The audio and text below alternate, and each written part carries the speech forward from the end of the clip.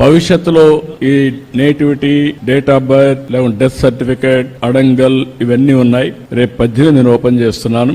ఒక WhatsApp governance పెడుతున్నా. మీరు ఏ పని ఉన్నా మీరు ఒక లెటర్ పెట్టేస్తే మీకు కావాల్సిన సర్టిఫికేట్ ఆటోమేటిక్ గా మీకు వచ్చేట్టుగా యాక్సెస్ ఇచ్చేస్తాం. మీరు ఏ ఆఫీసుకు పోయే పని లేదు. టు స్టార్ట్ విత్ 150 సర్వీసులు ఇస్తాం.